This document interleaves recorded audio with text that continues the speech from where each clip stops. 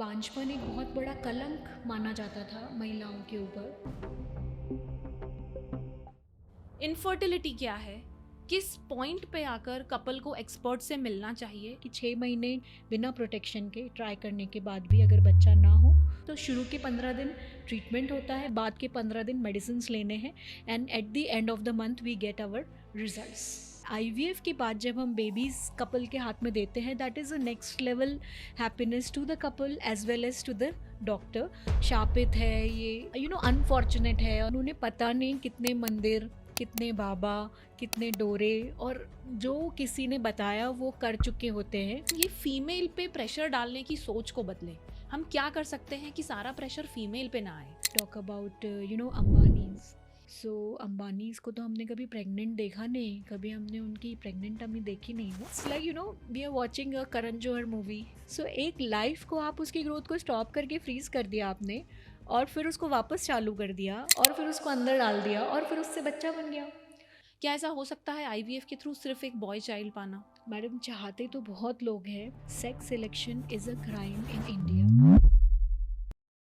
कहते हैं जिंदगी तभी मुकम्मल होती है जब एक छोटी सी मुस्कान हमको माँ या पापा कहकर बुलाती है। अनफॉर्चुनेटली ये सफ़र हर किसी का इतना आसान नहीं होता। आप सुन रहे हैं our strength stories, a brand new podcast, और मैं हूँ आपकी होस्ट विवक्षा। ये एक ऐसा पॉडकास्ट है जो ना सिर्फ कहानियाँ बताएगा बल्कि दिलों को, आपके इमोशंस को जोड़ेगा। आज का हमारा ये पहला एपिसोड एक ऐसे टॉपिक पर है जो हर किसी गली, मोहल्ले, हॉस्पिटल कॉरिडोर्स में छुपा है, पर फिर भी कोई इसके बारे में बात नहीं करना चाहता। 21st सेंचुरी में भी इसे टैबू कंसिडर किया जाता है।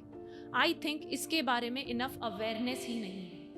IVF, छुपी बात या फिर एक नई शुरुआत? इस जर्नी को बेहतर समझने के लिए हमारे साथ एक ऐसी डॉक्टर हैं जो ना सिर्फ ट्रीटमेंट देती हैं बल्कि उम्मीद देती हैं। इनके पास है 16 साल से भी ज़्यादा का अनुभव। इन्होंने IVF जैसी चैलेंजिंग फील्ड में साइंस और इमोशंस दोनों को समझा है।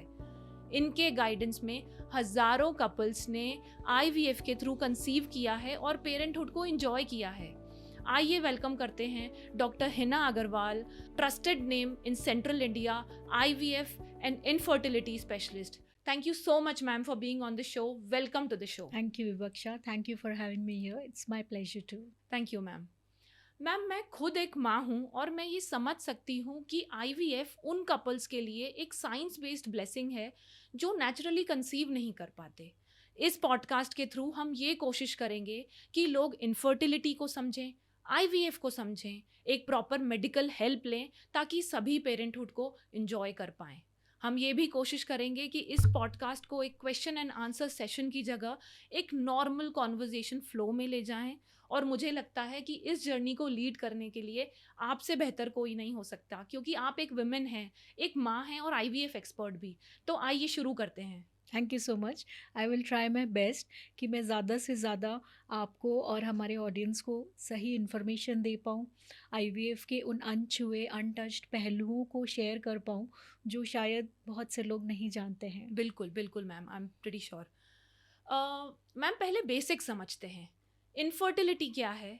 किस पॉइंट पे आकर कपल को एक्सपर्ट से मिलना चाहिए? और ये वर्ड से लोग इतना घबराते क्यों हैं? अगर हिंदी में कहा जाए तो बांझपन। सुनने में तो ऐसा लगता है जैसे किसी ने हमको गाली दे दी है। आपको क्या लगता है, क्या ये सच में इतनी बड़ी कमजोरी है? बांझपन एक स्लैंग की तरह ही लगता है, जैसे किसी ने गाली दे दी हो। तो बांझपन हम यूज़ भी नहीं करते हैं वर्ड, बिकॉज वो एक फ़ीमेल के ऊपर डायरेक्ट गाली जैसा ही हो जाता है। It's doesn't sound good. So जो वर्ड बेसिकली हिंदी में यूज़ करते हैं वो निसंतानता यूज़ करते हैं, ताकि वो ख़राब ना लगे, और इंग्लिश में बोलते हैं इनफर्टिलिटी। अभी इनफर्टिलिटी अगर मेडिकल लैंग्वेज में बात करें तो 1 साल तक अगर पति पत्नी रिलेशनशिप में रहते हैं और बिना किसी प्रोटेक्शन के इंटरकोर्स करते हैं और उसके बावजूद भी बच्चा नहीं हो रहा हो, तो उसको इनफर्टिलिटी या फिर निसंतानता हम बोल सकते हैं। बट उसमें ज़रूरी ये होता है कि महिला की उम्र 35 से कम होनी चाहिए। अच्छा। और अगर 35 से ज़्यादा महिला की उम्र हो तो फिर 6 महीने का टाइम ही होता है कि 6 महीने ट्राई करने के बाद भी, बिना प्रोटेक्शन के ट्राई करने के बाद भी अगर बच्चा ना हो, तो फिर उनको अपने फर्टिलिटी कंसल्टेंट से मिलना चाहिए और जानना चाहिए कि क्या कुछ इश्यू है जिसके कारण वो नहीं कंसीव कर पा रहे हैं। तो बेसिकली ये डेफिनेशन होती है और ये एक बॉर्डर लाइन होती है कि कब आपको आपके डॉक्टर को कंसल्ट करना है। ठीक है मैम। अब बिकॉज हम टेक्निकल सिचुएशन की बात कर रहे हैं, मैं एक और सवाल पूछना चाहती हूँ कि ये आईवीएफ के प्रोसेस, कितना लंबा ये प्रोसेस होता है या फिर कितने स्टेप्स इन्वॉल्व होते हैं इसमें? मैं ये सवाल इसलिए पूछ रही हूँ ताकि लोग मेंटली प्रिपेयर्ड रहें और पूरे प्रोसेस के बीच में ही इम्पेशेंट ना हो जाएं। आईवीएफ बेसिकली इसका पहले तो फुल फॉर्म मैं आपको बताना चाहूँगी। जी। इसका फुल फॉर्म होता है इन विट्रो फर्टिलाइजेशन और इसको सादी भाषा में बोलते हैं test tube baby. In vitro fertilisation का मतलब होता है आउटसाइड द बॉडी फर्टिलाइज करना एग्स को स्पर्म्स के साथ। तो ये एक प्रोसेस होता बहुत छोटा है, कहने को सिर्फ 15 दिन का होता है। स्टार्ट होता है ये सेकेंड डे ऑफ पीरियड से।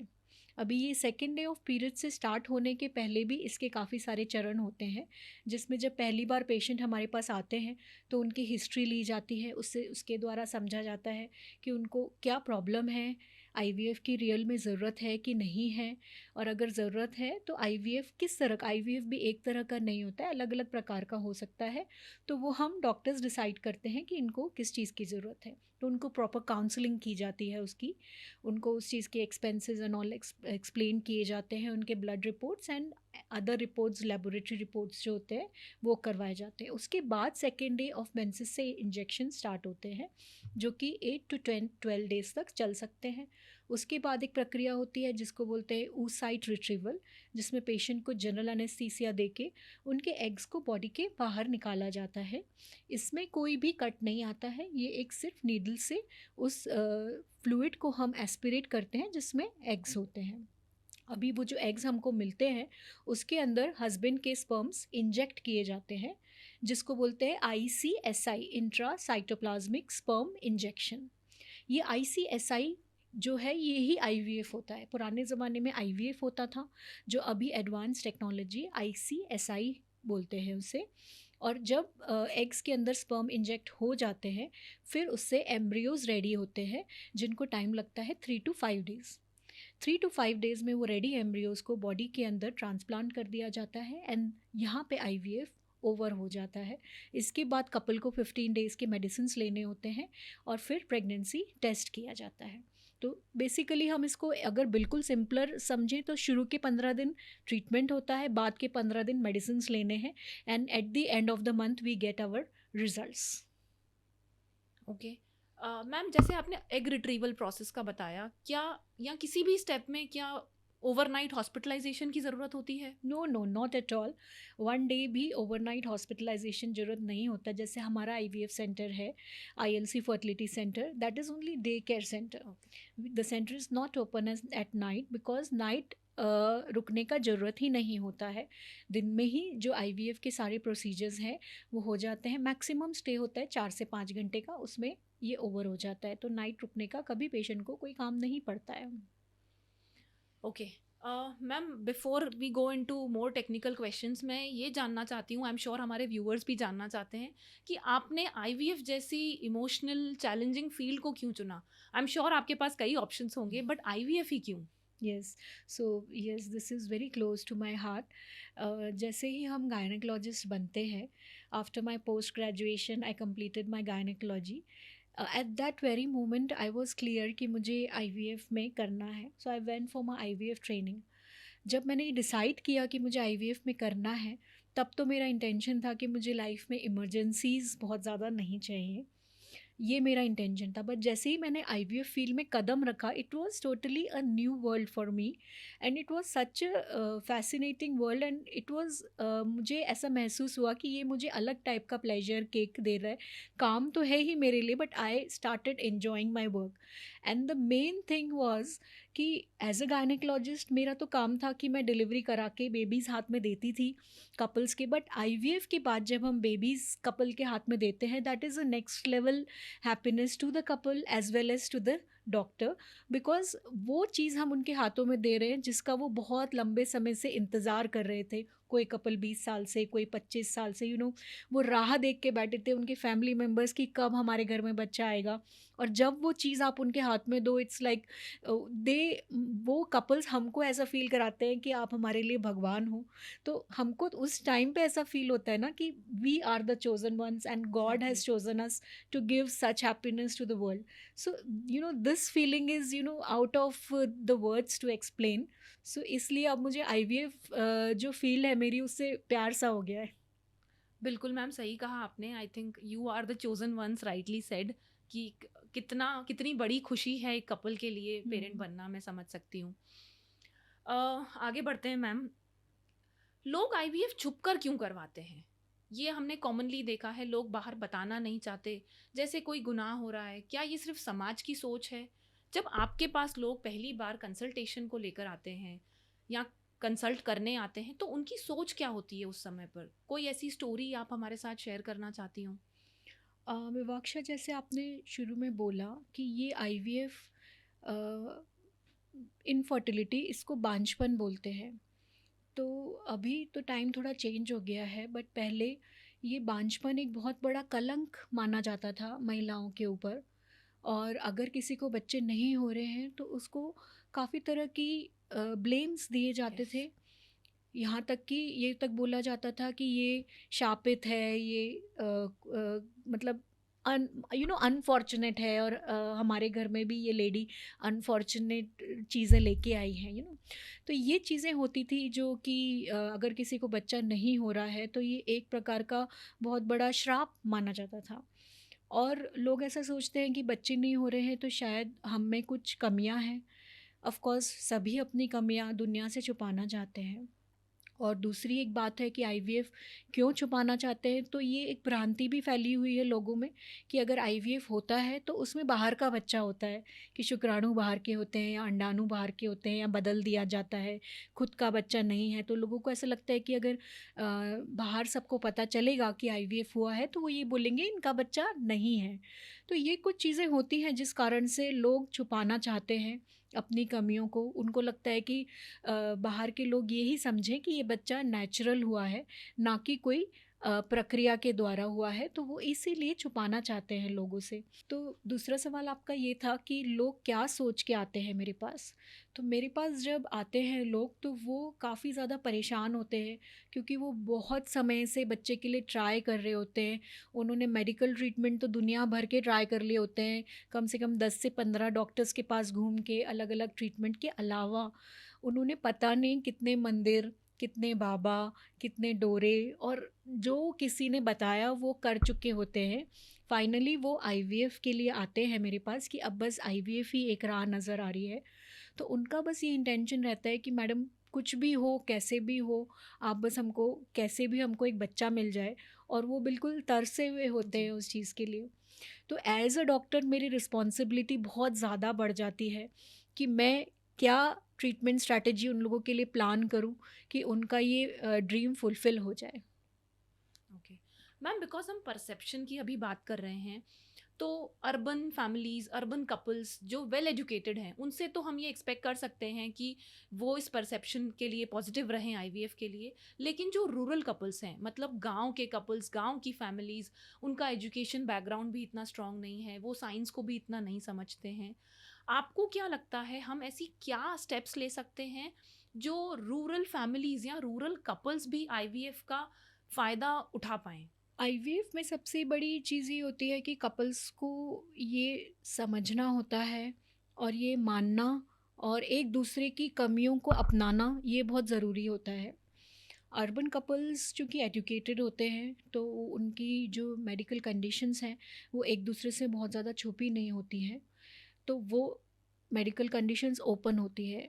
On the contrary rural couples की मेडिकल कंडीशंस ओपन नहीं होती हैं, ख़ास तौर से जब जब मेल में कमी हो, मेल पार्टनर में, पुरुष में जब कमी होती है, तो वो चीज़ हमेशा गाँव में छुपाई जाती है। उनको ऐसा लगता है कि पुरुष की कमी उजागर होगी तो शायद उनको लगता होगा ऐसा कि पुरुष का ओहदा कम हो जाएगा या फिर स्त्री उसकी इज़्ज़त नहीं करेगी, मे बी। तो गाँव के कपल्स में हम ये प्रॉब्लम फेस करते हैं कि पुरुषों में कमी हो तो वो हमेशा छुपाना चाहते हैं, डॉक्टर से भी छुपाना चाहते हैं और डॉक्टर को तो पता चलना ही होता है। फिर वो अपनी वाइफ़ से भी छुपाना चाहते हैं कि डॉक्टर डिस्क्लोज़ ना करे वाइफ़ को। तो ये चीज़ हमको काउंसल करना थोड़ा डिफ़िकल्ट होता है कि नहीं, दोनों को पता होना चाहिए जब सब कुछ। तो ये सब कुछ काउंसलिंग, हमारी काउंसलिंग पे डिपेंड करता है और हमको अच्छे से काउंसल करना पड़ता है चीज़ों को। तो एक तो ये प्रॉब्लम आती है रूरल और अर्बन कपल्स में। दूसरा, प्रोसीजर इसका समझने में रूरल और अर्बन कपल्स की अंडरस्टैंडिंग डिफरेंट होती है। अर्बन कपल्स यूजुअली थोड़ा गूगल करके आए हुए होते हैं तो उनको पता भी होता है। रूरल कपल्स को हमको सब कुछ बहुत डिटेल में समझाना पड़ता है। हालांकि जब वो हमारे पास आते हैं वहाँ तक वो पूरे एक्सेप्टेबल मोड में आते हैं कि वो एक्सेप्ट कर चुके होते हैं कि हमको आईवीएफ कराना ही है। तो हमको उनको बस ढंग से काउंसल करना होता है ताकि सारी चीज़ें वो स्टेप बाय स्टेप अच्छे से समझ जाएं। ओके।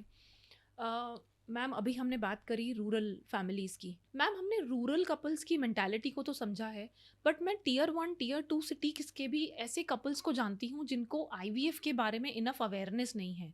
उन लोग को जब पता चलता है कि वो लोग इनफर्टिलिटी फेस कर रहे हैं, वो लोग पहले गायनोकोलॉजिस्ट के पास जाते हैं, कुछ हार्मोनल मेडिसिन्स लेते हैं, टेस्ट कराते हैं और कुछ समय बाद ये उम्मीद छोड़ देते हैं कि पेरेंट्स बनना शायद उनकी किस्मत में नहीं है।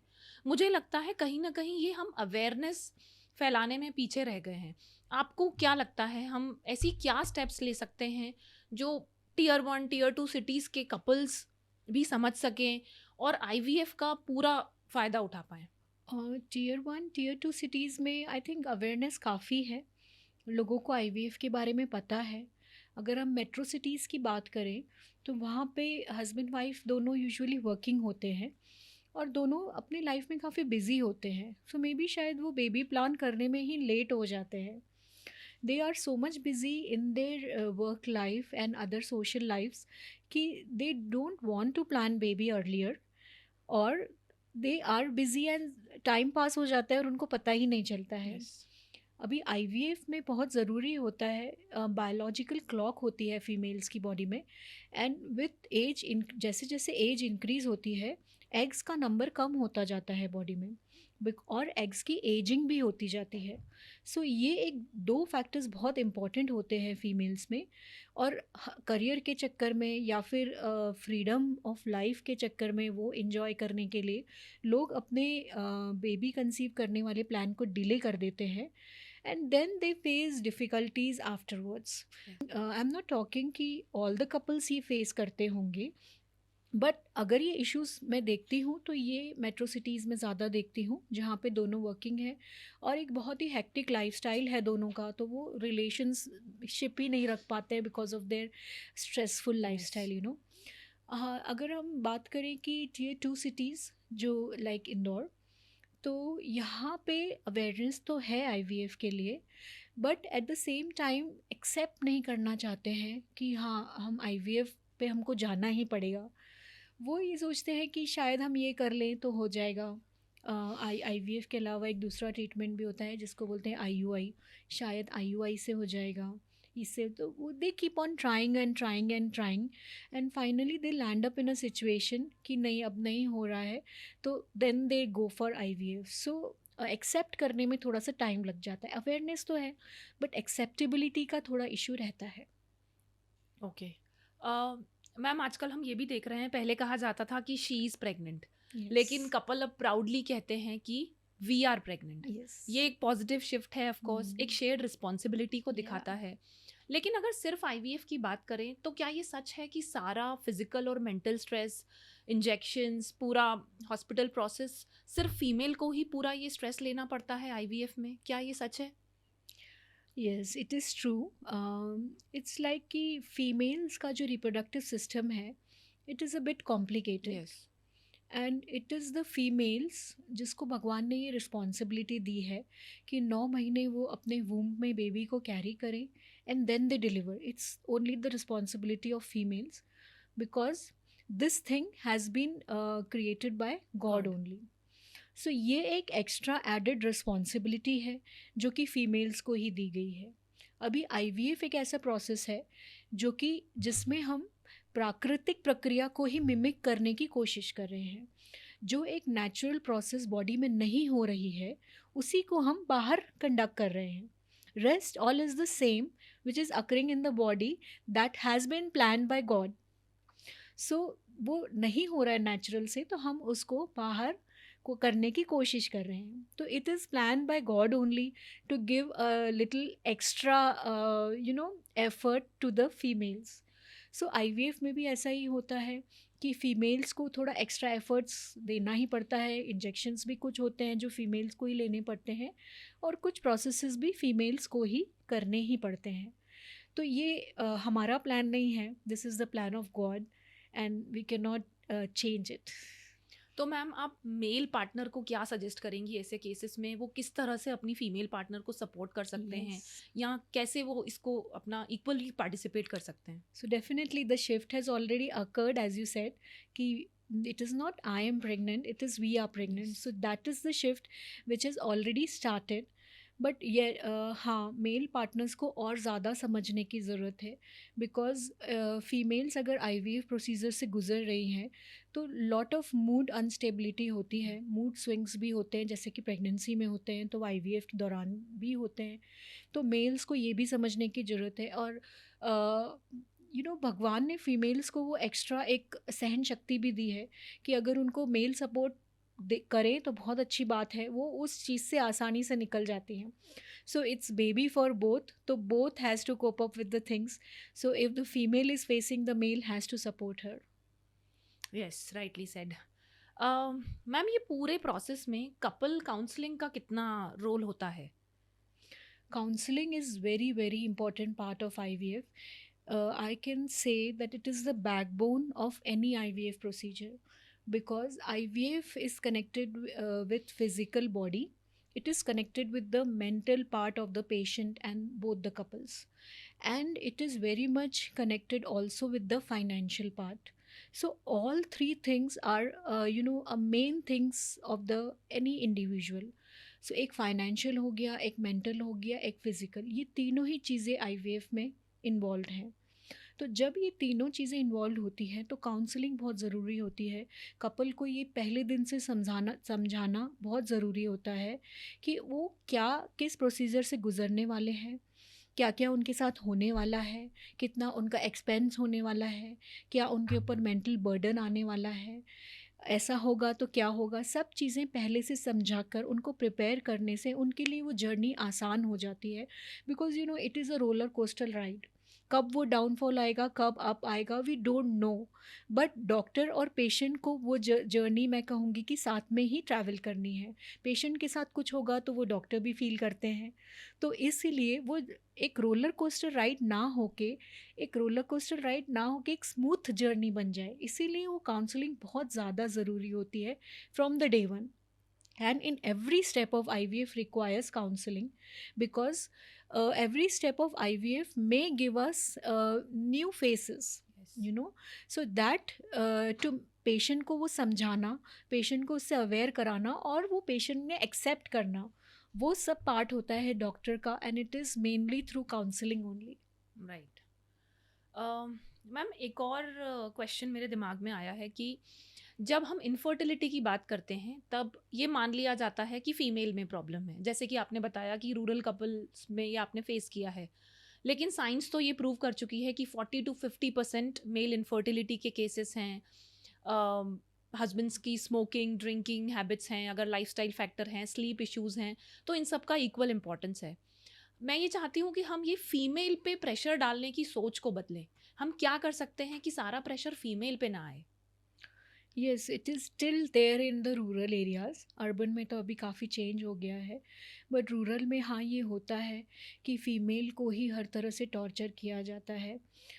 जैसे मैंने आपको बताया, यहाँ तक कि उनको धमकी दी जाती है कि अगर बच्चा नहीं हुआ तो हम तुमको डिवोर्स दे देंगे और हम दूसरी शादी कर लेंगे, तुमको कैसे भी बच्चा पैदा करना है. बट वो ड्यू टू एजुकेशन का लैक होने की वजह से वो ये नहीं समझ पाते हैं कि मेल्स में भी प्रॉब्लम हो सकती है. बट अब जैसे जैसे रूरल एरियाज़ में भी डायग्नोस्टिक मोडालिटीज़ बढ़ती जा रही हैं, रूरल एरियाज़ में भी लैबोरेटरी फैसिलिटीज़ बढ़ती जा रही हैं, तो कुछ पेशेंट्स को पहले से पता होता है मेल्स में प्रॉब्लम है और एक्सेप्टेबिलिटी थोड़ी बड़ी है पहले से। बट मुझे लगता है समय के साथ जैसे जैसे सोशल मीडिया एक इसमें बहुत मेजर रोल प्ले करता है। उससे अवेयरनेस भी बढ़ती जा रही है, लोगों की एक्सेप्टेबिलिटी भी बढ़ती जा रही है। और पहले जो हम देखते थे कि पहले एक टाइम था जब अगर मेल्स में बिल्कुल भी शुक्राणु नहीं है, तो अगर उनको बाहर से डोनर स्पर्म्स लेने पड़ रहे हैं तो वो बिल्कुल एक्सेप्ट नहीं करते थे। बट अभी एक शिफ्ट आ रहा है और एक्सेप्टेबिलिटी हो रही है। Now the couples are accepting कि हाँ, मुझ में कमी है और मुझे इलाज की ज़रूरत है। तो ये सब चेंजेस तो आ ही रहे हैं और मुझे लगता है समय के साथ गाँवों में भी बहुत बदलाव आएगा। मैम, आपका सेंटर जैसे आपने बताया कि इंदौर में है, तो आप रूरल एरियाज़ के पेशेंट तक कैसे पहुंचती हैं? कैसे आप लोग ट्राई करते हैं कि वो लोग को आईवीएफ सेंटर्स के बारे में अवेयरनेस हो, या कुछ कैंप्स आप लोग करते हैं, क्या ऐसा करते हैं? रूरल एरियाज़ में हमारे कैंप्स होते हैं, आउटरीच पेशेंट कैंप्स बोलते हैं हम ओके। उनको। तो रूरल एरियाज़ में हम ये अवेयरनेस करते हैं कि जिन भी कपल्स को अगर बच्चे नहीं हो रहे हैं तो वो हमसे आके मिलें। फिर हम उनकी प्रॉब्लम समझते हैं कि क्या प्रॉब्लम्स फेस कर रहे हैं, क्या उनकी हिस्ट्री है, कितने समय से उन्होंने क्या क्या ट्रीटमेंट लिया है। लेबोरेटरी रिपोर्ट्स जो पुराने कराए थे वो चेक करते हैं, नहीं कराए हुए होते हैं तो नहीं करवाते हैं। And then we come to a conclusion कि हाँ, ये कपल में ये प्रॉब्लम है, इस वजह से इनको बच्चे नहीं हो रहे हैं। And then we advise them the treatment. उनको सभी चीज़ें हम वहाँ पे एक्सप्लेन करते हैं कि ट्रीटमेंट किस तरह से होगा, क्या एक्सपेंसेस आएगा। उनके भी बहुत सारे क्वेरीज़ होते हैं, उनके फैमिली मेम्बर्स के क्वेरीज़ होते हैं। And then they come to us here कि हाँ, अब हम सब चीज़ें समझ चुके हैं, सारी हमको समझ में आ गई है और हमने डिसाइड कर लिया है कि अब हम ट्रीटमेंट के लिए आपके साथ जाएंगे। और फिर उनकी आईवीएफ जर्नी स्टार्ट होती है। एंड हम तो यही ट्राई करते हैं कि सबका एंड बहुत ही ब्यूटीफुल हो and we give every couple beautiful baby और बेबीज़, क्यों because twins are also there in IVF. Ma'am, हमने रूरल फीमेल्स की और कपल्स की बात करी है, अब हम एक शिफ्ट लेते हैं अर्बन फीमेल्स की तरफ। सो आजकल आपको पता है working women, right, it is very common these days, women are working actively, they are part of work force, right. Shifts में काम करना, लेट नाइट्स काम करना, डेडलाइंस पे काम करना, ये सब भी बहुत कॉमन हो गया है। और हमने सुना है कि आईवीएफ के प्रोसेस में मल्टीपल क्लिनिक विजिट्स लगती हैं, प्रॉपर रेस्ट लगती है। तो आप क्या सजेस्ट करेंगे कि वर्किंग वुमेन अपने वर्क लाइफ में से और आईवीएफ को, दोनों को एक साथ कैसे बैलेंस करके चल पाएंगी? तो ये बहुत ही अच्छा आपने पॉइंट रेज़ किया है। ये इस बारे में मैं बिल्कुल बात करना चाहूँगी। तो आईवीएफ के पहले तो मैं इस बारे में बात करना चाहूँगी वर्किंग फ़ीमेल्स के लिए। गर्ल्स एंड वुमेन जो वर्किंग है, चाहे वो मैरिड हो या अनमैरिड हो, मैं उनसे सबसे पहले ये रिक्वेस्ट करना चाहूँगी कि work is very important part of life. You have given your so many years to your studies, to your job, for your career establishment, that is true. But your health and your body is equally important, that you should not forget, all the girls there who are listening to me.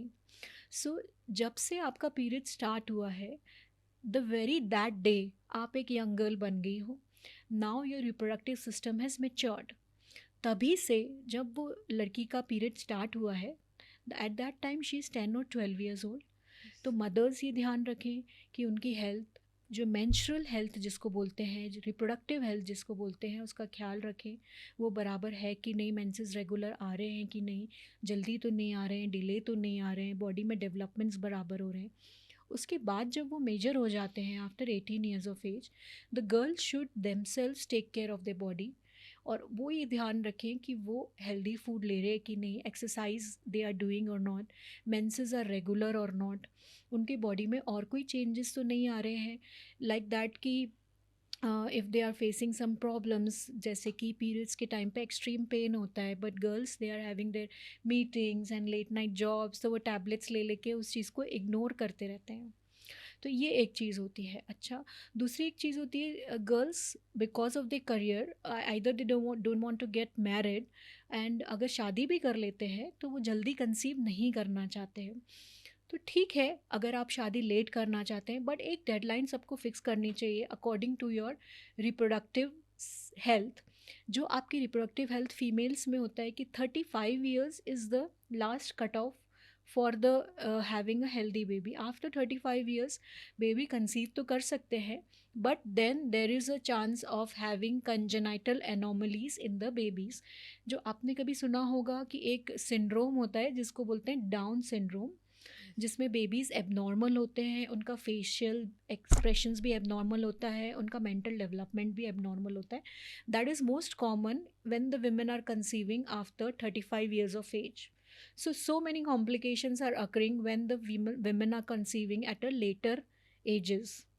So all the women out there अपनी career के साथ, अपने education के साथ, अपनी family भी plan करें और सही टाइम पे प्लान करें।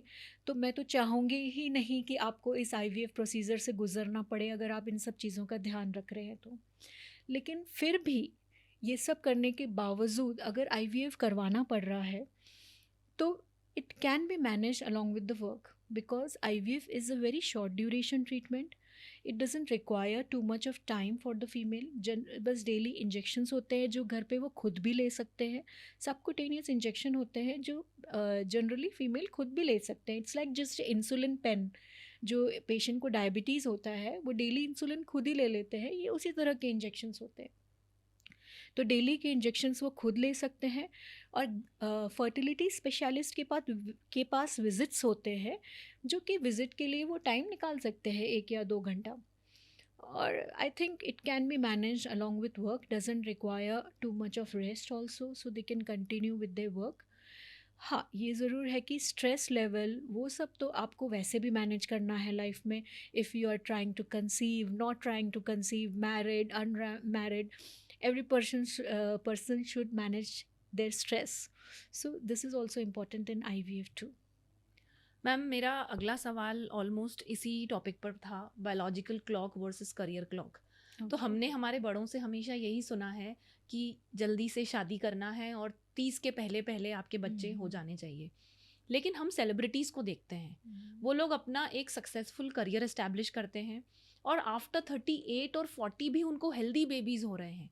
अगर मैं एग्जाम्पल्स लूँ तो गौरी खान, प्रियंका चोपड़ा, एकता कपूर, ये लोग सक्सेसफुल करियर होने के बाद भी after 40-38 they are giving birth to healthy babies. ये कैसे पॉसिबल है? देखो, हमारे Indian culture is all based on science, that's what I feel.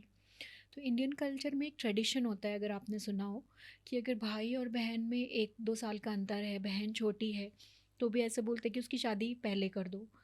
इसका कारण ये होता है कि मेल्स में कोई एक टाइम पीरियड फिक्स नहीं होता है, कि उनमें कोई एज लिमिट नहीं होती है कि at this age they will stop producing sperms. No, they will produce sperms throughout their life.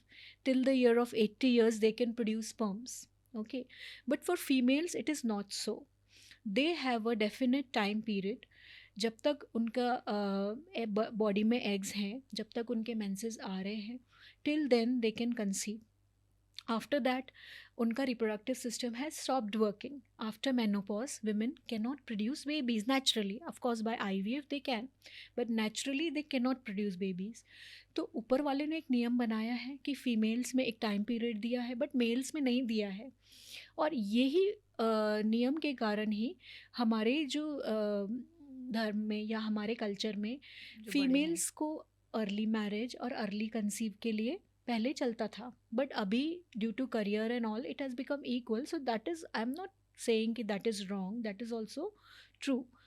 जहाँ तक सेलिब्रिटीज़ की बात है, सो सेलिब्रिटीज़ का हमारे सामने सब कुछ ओपन नहीं होता है, आई वुड से।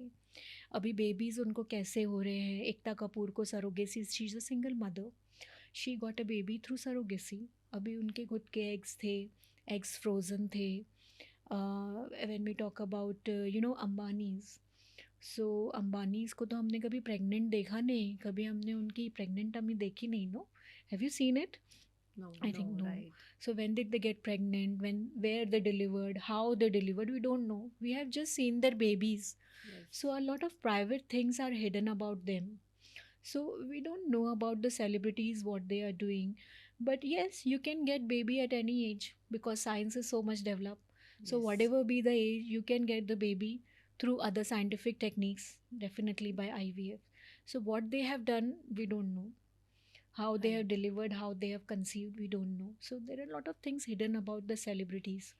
But जो science है, it stays the same for all, whether it's the celebrities or the common man. Science Right. stays same for the all. Right.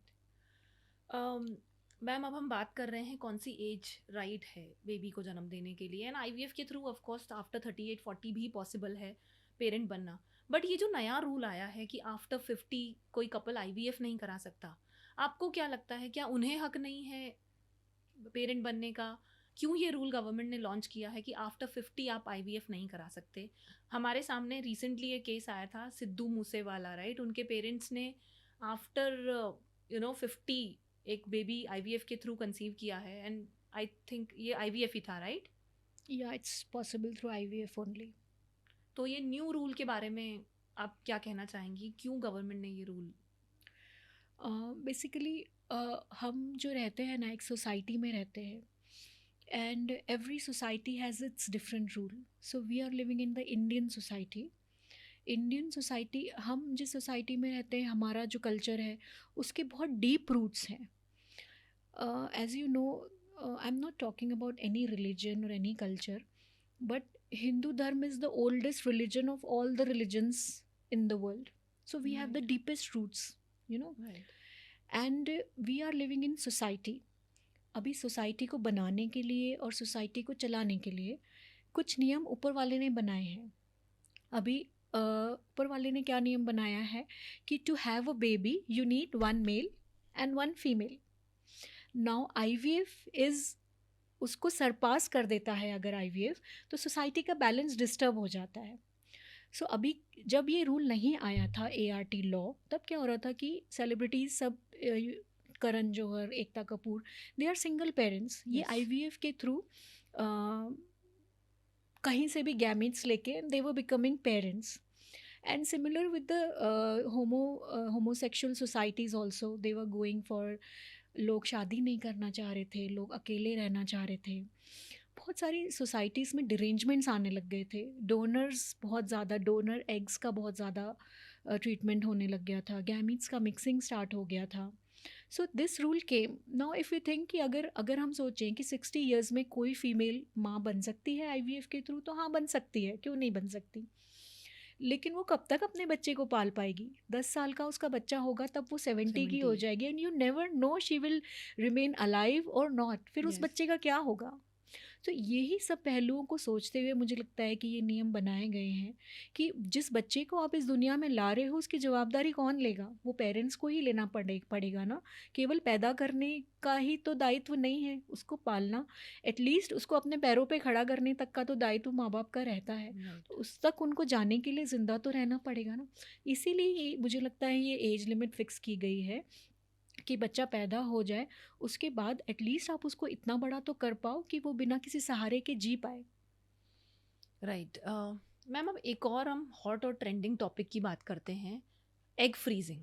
Yes. इससे रिलेटेड बहुत इन्फॉर्मेशन है market में, मुझे लगता है बहुत मिसकंसेप्शंस भी हैं, और हमने ये भी सुना है ये बहुत एक्सपेंसिव है. तो क्या ये सिर्फ रिच लोगों के लिए है? No, not at all. Egg freezing is a very good procedure for those girls जो अपने करियर में इस्टेब्लिश होना चाहती हैं, जिन्होंने अर्लियर स्टेज ऑफ लाइफ में बहुत मेहनत की है और अब वो सिर्फ प्रेगनेंसी के लिए अपने करियर को स्पॉइल नहीं करना चाहती हैं. तो उनके लिए एग फ्रीजिंग एक बहुत ही अच्छा, आई वुड से एक उनके लिए वरदान जैसा है कि वो यंग एज में अपने एग्स को फ्रीज़ करा सकती हैं, and then they can use those eggs at the time when they want to conceive. क्योंकि अगर हम 35 प्लस, जैसे मैंने आपको बताया कि एग्स बहुत कम होते जाते हैं, और अराउंड 40 ईयर्स ऑफ एज ये एग्स ऑलमोस्ट ख़त्म हो जाते हैं. तो अब जब एग्स आपकी बॉडी में ख़त्म हो गए हैं तो आप कुछ नहीं कर सकते. बट अगर वही एग्स को आपने आपकी यंग एज में 26-27 साल में फ्रीज़ करा दिया है, तो वो आपको 26-27 साल वाले ही उसी क्वालिटी के एग्स आप अपने 40 ईयर्स ऑफ एज में यूज़ कर सकते हो. So that would be as good as 26, the eggs की तो एज होगी 26 और आपकी एज होगी 40, तो ऑफकोर्स आपको हेल्दी बेबी मिलने के चांस हैं। और जो मैंने आपको बताया कंजेनाइटल एनोमलीज हो जाती हैं, वो चांसेस भी ख़त्म हो जाते हैं। तो एग फ्रीजिंग एक बहुत अच्छी प्रोसीजर है। जो भी गर्ल्स ऐसे हैं जो जल्दी कंसीव नहीं करना चाहते हैं, जो आगे उनको दिख रहा है कि हमारे करियर में हम जल्दी कंसीव नहीं कर सकते हैं, तो एटलीस्ट वो अपने एग्स फ्रीज करा के रख सकते हैं, ताकि आगे जाके उनको खुद का बेबी मिल सके, बिना किसी डिफेक्ट के बेबी में और बिना किसी कॉम्प्लिकेशन के। राइट। और दूसरा जो आपने मुझसे क्वेश्चन पूछा कि ये महंगा होता है, जी। तो बिल्कुल भी महंगा नहीं होता। आप उस पेन को इमेजिन कीजिए जो 40 इयर्स में रिपीटेड आईवीएफ कराने में होता होगा। एक आईवीएफ, क्योंकि जैसे जैसे एज एडवांस होती है आईवीएफ में फेलियर रेट्स भी बढ़ते हैं, तो वो एक बहुत बड़ा पेन होता है एज़ कम्पेयर टू आप अर्ली एज में फ्रीज़ करके रख दो। तो ये तैयारी होती है जो हम पहले से करके रख रहे हैं अपने फ्यूचर के लिए। सो ये सभी फीमेल्स को करना चाहिए अगर उनको ऐसा लगता है कि वो जल्दी कंसीव नहीं कर पा रहे हैं। ओके। एक और मेरे पास एक हॉट टॉपिक है मैम, जेंडर प्रेफरेंस। क्या आपके पास ऐसे केसेस भी आते हैं जिनके पास 2 डॉटर्स हैं और कहते हैं जैसे उनका वारिस नहीं है, तो क्या ये आईवीएफ के थ्रू पॉसिबल है, या ऐसे लोग आपके पास आते हैं जो स्पेसिफिकली बॉय चाइल्ड चाहते हैं? क्या ऐसा हो सकता है आईवीएफ के थ्रू सिर्फ एक बॉय चाइल्ड पाना? मैडम चाहते तो बहुत लोग हैं, बट ये आईवीएफ के थ्रू नहीं पॉसिबल है, because sex selection is a crime in India. So sex selection is not possible in India through IVF और through any other method. That is not possible because India में already जो male female का ratio है वो disturbed है। Females are already very less in India, yes. So that should not be ever done. हाँ, couples ज़रूर चाहते हैं, जिनके 2 फीमेल्स हैं 3 फीमेल्स हैं, वो ज़रूर चाहते हैं कि हमको एक मेल बेबी हो जाए, but that is absolutely not possible in India by any method, IVF और any other method. So that is not possible in India, we Okay. Can not do it. Right. Ma'am, हमने हमारी female audience के बारे में तो काफ़ी बात करी है, लेकिन आप हमारे मेल व्यूअर्स के लिए कुछ इन्फॉर्मेशन बताइए। जो मेल्स में लेस स्पर्म्स का इशू है, जैसे आपने बताया 0 स्पर्म काउंट है या कम स्पर्म काउंट है, उनके लिए आप हमें क्या सजेशन दे सकती हैं? डेफिनेटली मेल्स के लिए भी काफ़ी सारे ट्रीटमेंट ऑप्शंस अवेलेबल होते हैं। अगर कम स्पर्म्स हैं तो मेडिसिन्स होती हैं जिसके थ्रू स्पर्म्स की मोटिलिटी, उनका नंबर दोनों बढ़ाया जा सकता है। और अगर ज़ीरो स्पर्म्स काउंट है तो इस स्टेज को बोलते हैं एजूस्पर्मिया, मतलब कि ज़ीरो स्पर्म्स। अभी ये 2 तरह के होते हैं, एक होता है ऑब्स्ट्रक्टिव, एक होता है नॉन ऑब्स्ट्रक्टिव एजूस्पर्मिया। ऑब्स्ट्रक्टिव मतलब जिस ग्रंथि में शुक्राणु बन रहे हैं वो एक नली के थ्रू गुजरते हैं और फिर वो पीनिस के थ्रू बाहर आते हैं। तो अगर वो नली में कहीं ब्लॉकेज है तो उसको बोलते हैं ऑब्स्ट्रक्टिव एजूस्पर्मिया, जो कि सर्जरी के द्वारा ठीक किया जा सकता है। और इसके अलावा कुछ और प्रोसीजर्स होते हैं जिसको बोलते हैं टीसा, TESA, या फिर पीसा, PESA, जिससे हम इंजेक्शन के द्वारा शुक्राणुओं को जिस ग्रंथि में वो बनते हैं वहाँ से उनको निकाल सकते हैं। तो ये ऑब्स्ट्रक्टिव एजूस्पर्मिया का ट्रीटमेंट होता है। और जो नॉन ऑब्स्ट्रक्टिव एजूस्पर्मिया होता है उसमें कई बार ये होता है कि ग्रंथि ही काम नहीं कर रही होती है, जहाँ पे शुक्राणु बनते हैं वो ग्रंथि में वो सेल्स ही नहीं होते हैं जो शुक्राणु बनाते हैं, वो जन्म से भी होता है। तो उसमें फिर ट्रीटमेंट कई बार संभव नहीं होता है। तो उसके लिए हमारे पास डोनर प्रोग्राम्स होते हैं, स्पर्म बैंक्स होते हैं, जिसमें हम पेशेंट के ब्लड ग्रुप और उनके पूरे एक्सटर्नल अपीयरेंस से मैच करके सीमेन सैंपल ले सकते हैं और उसके द्वारा उनको प्रेगनेंसी दे सकते हैं। और मैम, ये क्यों होता है लेसर स्पर्म काउंट? क्या कोई ये लाइफस्टाइल फैक्टर है या ये जेनेटिकली होता है? क्या रीज़न है लेसर स्पर्म काउंट या लो स्पर्म काउंट का? दोनों ही फैक्टर हो सकते हैं, जन्म से भी हो सकता है, कंजेनाइटल एजोस्पर्मिया बोलते हैं उसको, जिसमें टेस्टिस में प्रॉब्लम होती है कि टेस्टिस कई बार पेट में ही रह जाते हैं, वो नीचे अंडकोश में डिसेंड नहीं हो पाते हैं। और बाद में भी लाइफस्टाइल फैक्टर्स से, तो जो ज़्यादा अल्कोहल या फिर स्मोकिंग करते हैं, या फिर किसी का ऑक्यूपेशन ऐसा हो कि उनको बहुत ज़्यादा गर्म सिचुएशंस में काम करने वाले मेल्स होते हैं जो फैक्ट्रीज़ में वर्क करते हैं, या फिर ऐसे भी कई बार देखा जाता है कि जो अपने लैब पे लैपटॉप वगैरह रख के बहुत ज़्यादा काम करते हैं, उनके भी शुक्राणु में कमियां आ जाती हैं। तो ये सब लाइफस्टाइल फैक्टर्स भी होते हैं और कंजेनाइटल भी होते हैं, कुछ इन्फेक्शन भी होते हैं जो कि शुक्राणुओं को नील कर देते हैं।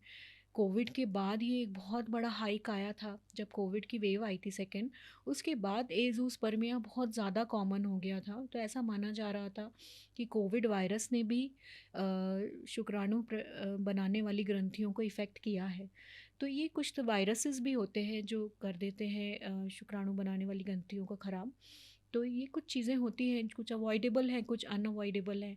तो जो अवॉइडेबल है वो मेरी आपसे दरख्वास्त है कि अवॉइड करें, ताकि आपकी रिप्रोडक्टिव हेल्थ बनी रहे। मैम, हमने बहुत इंटेलेक्चुअल बातें कर ली, अब एक छोटा सा रैपिड फायर राउंड करते हैं, कुछ मिथ्स बर्स्ट करते हैं। श्योर तो श्योर, आप तैयार हैं? डेफिनेटली डेफिनेटली, बट क्या मेरे लिए हैम्पर लाई हो आप? मैम, हैम्पर तो आप आई थिंक हज़ारों कपल्स को ऑलरेडी दे चुकी हैं। हम लोग क्या आपको हैम्पर दे पाएंगे? आई थिंक लोगों की स्माइल्स ही वो सब बताती हैं कि आपने कितने हैम्पर्स उनको दिए हैं। शुरू करते हैं हमारा एक रैपिड फायर राउंड, क्विक ठीक। रहेंगे थोड़े से questions. Okay. IVF baby weak होता है? No, not at all. IVF baby are just normal as other healthy babies. IVF एक पेनफुल प्रोसेस है? IVF पेनफुल प्रोसेस तो नहीं है, बट इंजेक्शन के निडल जितना पिन प्रिक पेन आपको लेना पड़ता है, and that is very small. Okay. IVF सिर्फ रिच लोगों के लिए है? बिल्कुल भी नहीं, IVF हर तरह के लोग करा सकते हैं। इसमें बहुत सारी दूसरी सुविधाएं भी उपलब्ध होती है, जैसे इंस्टॉलमेंट में पेमेंट भी हो सकता है, मेडिक्लेम्स भी अवेलेबल हैं। तो दोनों ही तरह के लोग IVF अच्छी तरह से करवा सकते हैं। ओके। आईवीएफ अननेचुरल है? IVF अननेचुरल तो नहीं है, बट हाँ नेचुरल प्रक्रिया को सपोर्ट करता है, और कुछ चीज़ें जो नेचुरल प्रक्रिया से नहीं हो पा रही हैं उनको हम आर्टिफिशियली करते हैं। It is not totally unnatural, but we are mimicking the natural process outside the body. Okay. Low AMH level से आईवीएफ पे क्या असर पड़ता है? Low AMH level is directly related to the reproductive health of the female. अगर AMH level low होता है, मतलब कि उनके शरीर में अंडों की संख्या कम है। अंडों की संख्या कम होने से अंडों की गुणवत्ता भी कम हो जाती है, और फिर कई बार उनको IVF की ज़रूरत पड़ भी सकती है। तो डिपेंड करता है कि कितना लो है। अगर इंटरमीडिएट रेंज में है तो फिर ज़रूरी नहीं है उनको IVF की ज़रूरत पड़े, मगर बट अगर वो बिल्कुल लो होता है तो IVF की ज़रूरत पड़ सकती है। This was our rapid fire. So I won the hamper. Yes, of course. Thank you so much. Ma'am, आपके 16 साल के करियर में आपने बहुत सारे केसेस देखे होंगे। क्या ऐसी कोई स्टोरी आप हमारे व्यूअर्स के साथ शेयर करना चाहती हैं जो आपके दिल को छू गई हो, या कोई ऐसी uniqueness? Every IVF couple have their own story. You know, we call it my IVF journey. So we have made a blog of my IVF journey. Okay. और हम हमारे सारे ही पेशेंट्स को बोलते हैं कि आप हमें आपकी खुद की IVF जर्नी एक्सप्लेन करें, वो आपके क्या इमोशनल फैक्टर्स रहे। IVF जर्नी कहने को IVF 15 दिन का होता है, बट जैसे मैंने आपको बताया ये रोलर कोस्टर राइड होता है, डॉक्टर पेशेंट साथ में ट्रैवल करते हैं, तो हम हमारे पेशेंट से इतना ज़्यादा कनेक्ट हो जाते हैं कि उनके सारे जो आंसू होते हैं वो हमारे पास आ जाते हैं, और उनकी खुशियाँ हमारी हो जाती हैं। तो वो पेशेंट्स का जब कई बार IVF फेल भी होता है तो हमको उनके साथ रोना भी आता है, और ऑन द कॉन्ट्ररी जब वो कंसीव होकर डिलीवर होते हैं तो उनकी वो ही खुशी पूरी फैमिली के साथ हम लोग भी सेलिब्रेट करते हैं। So every IVF journey is unique, whether it is a educated patient, uneducated patient, rural patient, urban patient, because her IVF couple अपनी एक यूनिक प्रॉब्लम से गुजर रहा होता है। उनकी एक अपनी सोशल टैबू, सोशल स्टिग्मा, जो उनके ऊपर फैमिली प्रेशर होता है, और कई बार उनकी आपस की लाइफ भी डिस्टर्ब हो जाती है because they are not getting a baby. So ये सारी ही चीज़ों को हम हैंडल करते हुए वो पेशेंट्स के साथ आगे बढ़ते हैं। कुछ पेशेंट्स का ऐसा, फीमेल्स चाहती हैं मैम आप हमको बच्चा नहीं होगा तो हस्बैंड हमको छोड़ देगा, वो चीज़ें भी हम उनकी हैंडल करते हैं, हस्बैंड्स को भी समझाते हैं, और बच्चा भले ही हो जाए तो भी हम उनको समझाते हैं कि ये चीज़ें गलत होती है। वाइफ्स को भी समझाते हैं सारी, और फैमिली मेम्बर्स को भी समझाते हैं। सो IVF journey is full of emotions, it's I can not even explain, it is full of so much emotions, and so it's like, you know, we are watching a Karan Johar movie right. जिसमें हँसते भी हैं, हम रोते भी हैं, कभी खुशी, कभी गम, and there is a happy ending for most of the patients, so when it ends good then everything is good. Ma'am मेरे दिमाग में एक क्वेश्चन आया जब आपने कहा कि आईवीएफ फेल हो गया। अब आईवीएफ फेल हो गया, अब क्या करें? आईवीएफ फेल हो जाते हैं, जो आईवीएफ का सक्सेस रेट होता है अगर ओवरऑल वर्ल्ड वाइड देखें तो इट इज़ 30%। तो अगर हम 100 कपल का आईवीएफ कर रहे हैं तो 30 आईवीएफ आर सक्सेस एंड 70 फेल। तो this is the world wide जो एक डेटा है वो होता है, बट हर आईवीएफ सेंटर का डेटा वेरी होता है। एज आई टोल्ड यू कि चीज़ों में, लैब्स में, सब में वेरिएशंस हो सकता है, तो हर आईवीएफ का डेटा वेरी होता है। बट हाँ, 100% आईवीएफ कभी भी सक्सेस नहीं हो सकते हैं, बिकॉज आईवीएफ एक बहुत ही डेप्थ में साइंस होता है, इसमें बहुत जेनेटिक्स भी इन्वॉल्व होता है, जो कि हर चीज़ स्टडी नहीं की जा सकती। तो ये एक साइंटिफिक पॉइंट ऑफ व्यू हो गया। बट अगर हम पेशेंट के पॉइंट ऑफ व्यू से सोचें तो वो तो हमसे नेक्स्ट यही क्वेश्चन पूछते हैं, मैम अब क्या? तो वो भी एक बहुत ही इंपॉर्टेंट आंसर होता है। तो हमको फिर से ट्राई करना होता है। There are other ways, there are donor programs also, and there are other ways which we can try. कई बार मल्टीपल ट्राई से भी होता है, and there are other ways like donor programs and surrogacy with which we can give babies ultimately to the patients.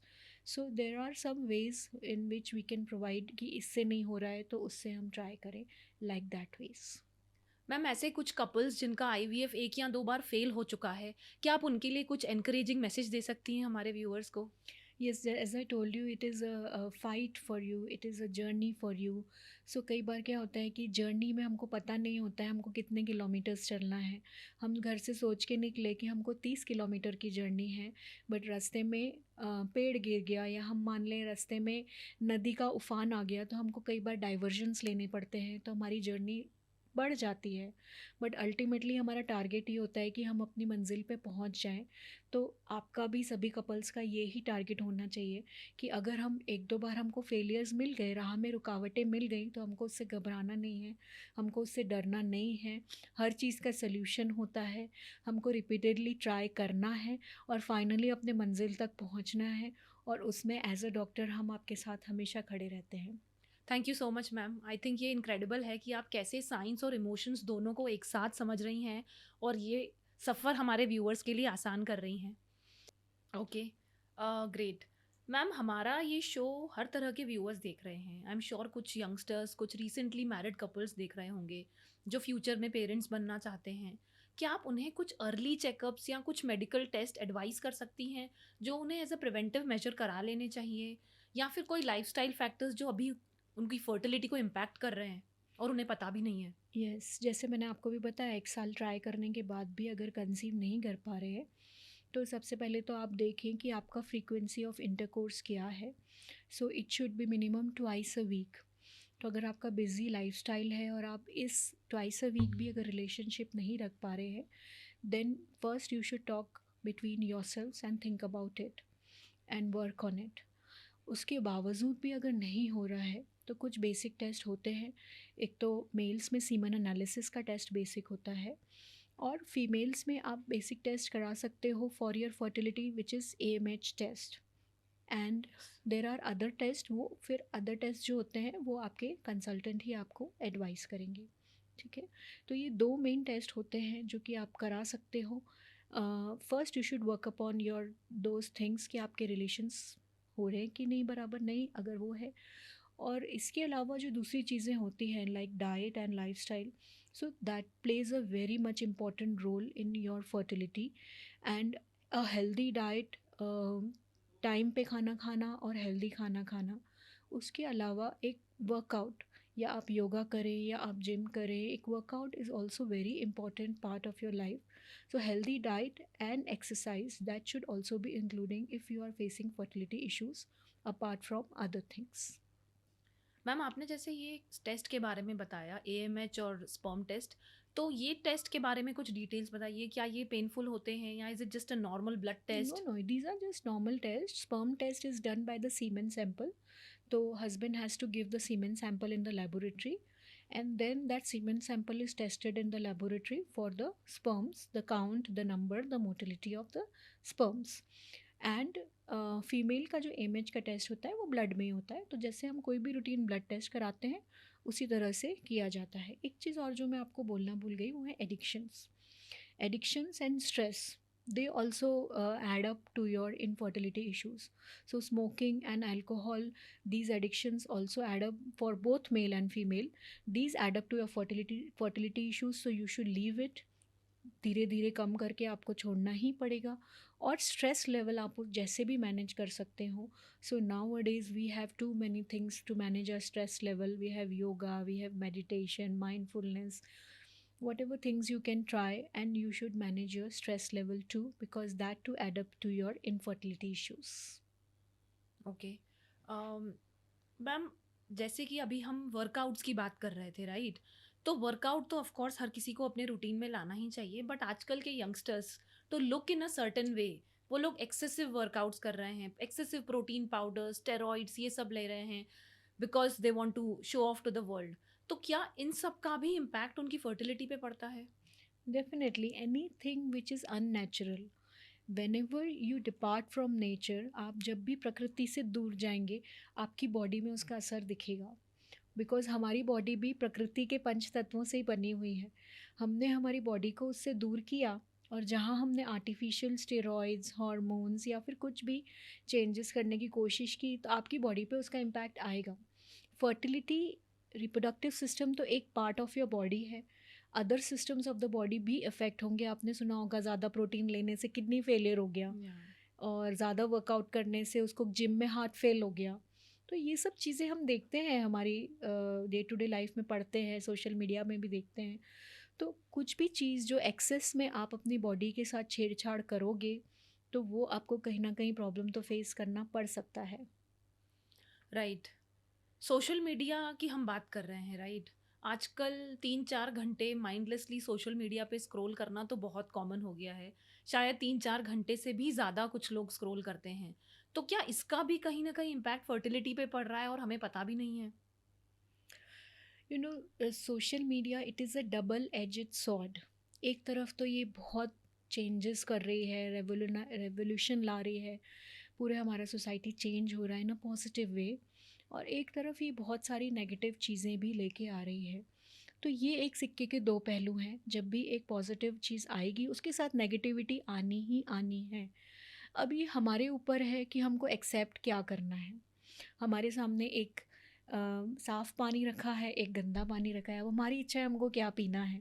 Of course हम साफ़ पानी ही पीना प्रेफर करेंगे। उसी तरह से सोशल मीडिया एक अच्छी चीज़ भी है और उसके बहुत सारे नेगेटिव पहलू भी हैं।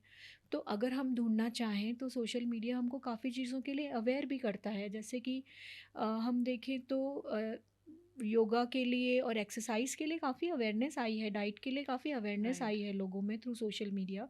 But at the same time as you said कि आर्टिफिशियल चीज़ें बढ़ गई हैं, लोग अच्छा दिखने के लिए, अपने बॉडी को शेप करने के लिए कुछ भी कर रहे हैं, and that information is also there on social media. Right.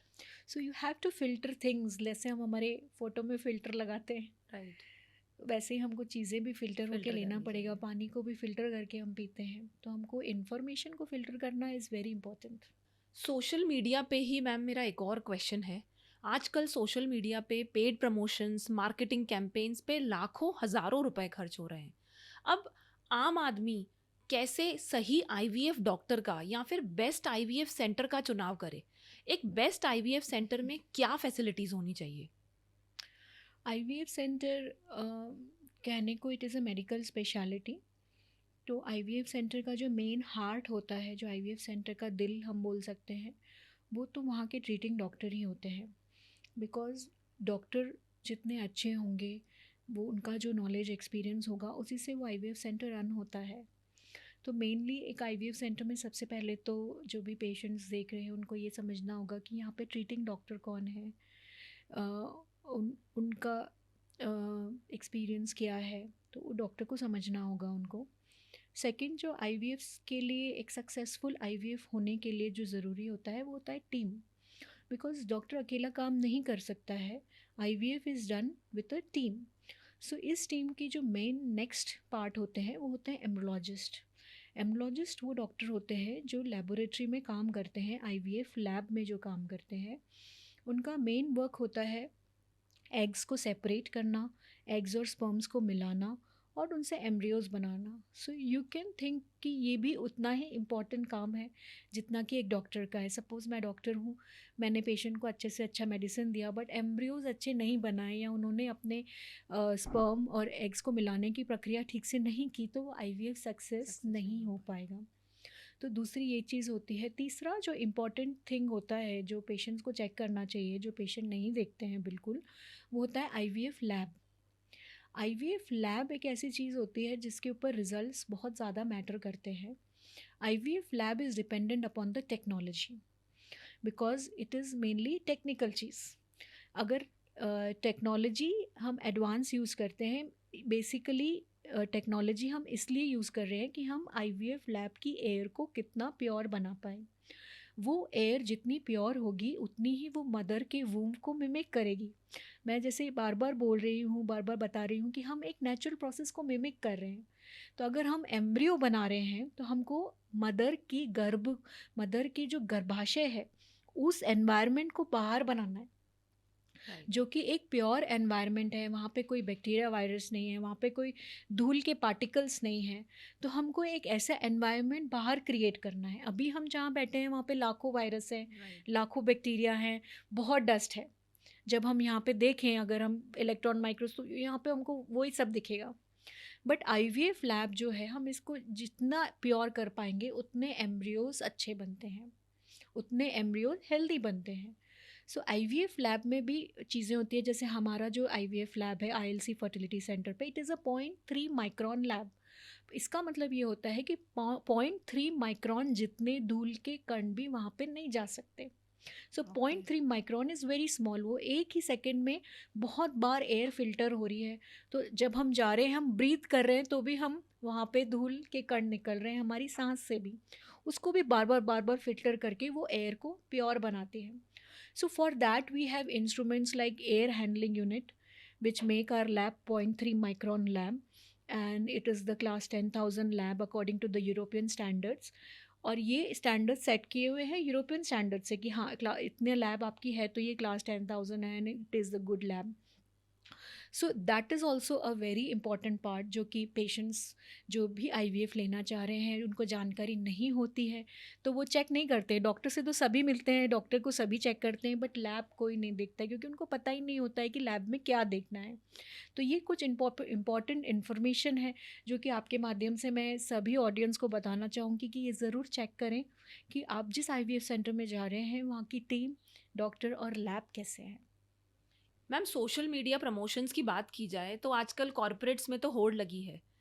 कुछ सेंटर्स इसे बिजनेस की तरह कर रहे हैं। हम ऑफ कोर्स नाम तो नहीं ले सकते, लेकिन एक आम आदमी के लिए जिसे इन सब की समझ ही नहीं है, वो कैसे डिसाइड करे कि कौन से आईवीएफ सेंटर में जाना है, उसे कौन सा डॉक्टर उसके लिए सही है। कोई ये कपड़े तो है नहीं कि मार्केटिंग हो जाए और बेस्ड ऑन मार्केटिंग हम डिसाइड कर लें। Vivaksha, I am no authority to comment on what other people are doing. Basically, everyone have their own way of doing. अभी जैसे आपने बोला कि मार्केट में हर तरह की चीज़ें मौजूद होती है, ये जो यूज़ करने वाले यूज़र हैं उनको अपने विवेक से जानना होगा कि क्या सही है और क्या गलत है। हम तो सिर्फ ये बता सकते हैं कि क्या आपको देखना है, क्या सही है क्या गलत है। As an IVF specialist I cannot say what the other people are doing and what is going on in the market and what those things I cannot comment upon them because I have no authority to comment। But मैं audience को ये request कर सकती हूँ कि आप अपनी बुद्धि, अपने विवेक से सारी चीज़ों को अच्छे से जांचें, परखें और फिर निर्णय लें। बेसिकली गवर्नमेंट्स भी, आरबीआई भी जब अपने एड्स बनाती है तो यही एडवाइस करती है कि जांचें, परखें, फिर निर्णय लें। तो वही मैं अपने ऑडियंस को भी बोलना चाहूँगी। बिल्कुल मैम। अब हर चीज़ का प्रो और कौन होते हैं, ठीक है। जैसे आपने कहा सोशल मीडिया के बारे में, लाइफस्टाइल के बारे में, आप हमें आईवीएफ से रिलेटेड कुछ प्रोज और कुछ कॉन्स बता सकती हैं। IVF, it has come like a boon to the infertile couples। So ये एक तरह का एक, अगर आप इसको इमेजिन करके देखो तो एक शुक्राणु और अंडाणु से एक जीव को, जो कि आगे सांस लेने वाला है, उसको हमने आर्टिफिशियली बना दिया। तो अगर सोच के देखें तो ये तो एक जादू जैसा नहीं लगता है आपको बिल्कुल। कि कैसे आपने एक स्पर्म्स और एक एग से एक जीव बना दिया जो कि एक लिविंग थिंग है, you have produced it in the laboratory. This is one miracle what I think it is science, but अगर हम उसको सोचें तो ये मिरेकल जैसा लगता है। दूसरी एक प्रक्रिया होती है आईवीएफ में जिसको फ्रीजिंग बोलते हैं। फ्रीजिंग में जब हम एम्ब्रियोज बनाते हैं, जैसे कि हमने एग फ्रीजिंग की भी बात की, उसी तरह से एम्ब्रियो फ्रीजिंग भी होते हैं। तो एम्ब्रियोज जब एक्स्ट्रा बनते हैं तो हम उनको फ्रीज कर देते हैं for future use. Okay, okay. So those embryos वो जिस स्टेज में होते हैं, उसी जैसे वो डे 3 अगर एम्ब्रियोज हैं तो वो जब तक वो फ्रीज रहेंगे वो डे 3 ही रहेंगे, उनका डेवलपमेंट आगे नहीं बढ़ेगा। फिर एक और प्रक्रिया हम करते हैं जिसको थॉइंग बोलते हैं, जिसके बाद वो एम्ब्रियोज का डेवलपमेंट स्टार्ट हो जाता है और फिर हम उनको यूट्रस में डाल देते हैं। So doesn't it sound like a miracle too? Of course it does. So एक लाइफ को आप उसकी ग्रोथ को स्टॉप करके फ्रीज कर दिया आपने, और फिर उसको वापस चालू कर दिया, और फिर उसको अंदर डाल दिया, और फिर उससे बच्चा बन गया। So you know this is what I feel fascinating about IVF, कि it is a science but it is just doing miracles to the people. So that is the one good and the best thing about IVF. और अगर इसका negative part बोलें तो ये मैं यही बोलना चाहूँगी कि हाँ, एक कॉस्ट इन्वॉल्व होता है, कई बार फेलियर्स भी होते हैं, तो ये एक इमोशनल स्ट्रेस, मेंटल स्ट्रेस भी देता है, और थोड़ा बहुत इसमें इंजेक्शंस होते हैं, but it is just a pin prick and depend upon individual perception. So these are the minor negative points about the IVF. Okay ma'am, podcast को ख़त्म करने से पहले आप हमारे व्यूअर्स को 3 टेक अवे मैसेज या कुछ टिप्स देना चाहती हूँ तो please. So my takeaway message and tips are for all the young girls out there. मैं IVF के लिए कुछ भी टिप्स नहीं देना चाहूँगी। मैं चाहूँगी कि सारी लेडीज़ जो भी मुझे सुन रही हैं वो सब हेल्दी रहें। बार बार मैं यही बोलूँगी कि आप अपने वर्क, अपने एजुकेशन, अपने करियर के अलावा अपनी बॉडी पे बराबर ध्यान दें, basically the reproductive part, because the female reproductive system it is very delicate, very fragile, and it has to be taken care of like our females bodies. Our female bodies are also delicate and fragile, and our reproductive system is like this so too. So you should think upon yourselves, give time to yourselves, pay attention to your body, remove all your addictions, and live a stress less healthy life with healthy diet and exercise. Ma'am, मुझे लगता है कि हमारे इस conversation के बाद IVF एक डर वाली स्टोरी नहीं, आईवीएफ एक करेज वाली कहानी बन गई है। आईवीएफ कपल्स इंडिया के सबसे स्ट्रॉन्ग कपल्स हैं। आप कुछ कहना चाहेंगी? डेफिनेटली IVF कपल्स इंडिया के सबसे स्ट्रॉन्ग कपल्स हैं। I take them as a war victory for them when they get they babies, because it is a war for all the couples. वो जब स्टार्ट करते हैं ये एक फ़ाइट होती है, वो हर एक चीज़ों से, अपनी माइंड, अपने बॉडी, सबसे फ़ाइट करके, and when they come winner as a flying colours, then that is the best day for us and for those couples as well. Yes, हमने इस पॉडकास्ट में इनफर्टिलिटी और आईवीएफ से रिलेटेड मैक्सिमम क्वेश्चंस को address करने की कोशिश की है, लेकिन फिर भी आपके पास अगर कोई सवाल है या फिर आप डॉक्टर हिना से कंसल्ट करना चाहते हैं तो उनके फर्टिलिटी सेंटर की डिटेल्स नीचे फ्लैश हो रही हैं। ILC fertility centre, Indore. And करने से पहले मैं आपको ये याद दिलाना चाहती हूँ कि इस चैनल पर हम ऐसे कई हेल्थ रिलेटेड टॉपिक पर बात करते हैं, तो अगर आपने सब्सक्राइब नहीं किया है तो अभी कर लें। ऐसा कोई स्पेसिफिक टॉपिक है जिस पे आप चाहते हैं कि हम बात करें तो हमें कमेंट बॉक्स में ज़रूर बताइएगा। ये था हमारा स्ट्रेंथ स्टोरीज़ का पहला एपिसोड। अगर आप या आपका कोई अपना इस जर्नी से गुजर रहा है तो ये एपिसोड उन तक ज़रूर पहुंचाइएगा।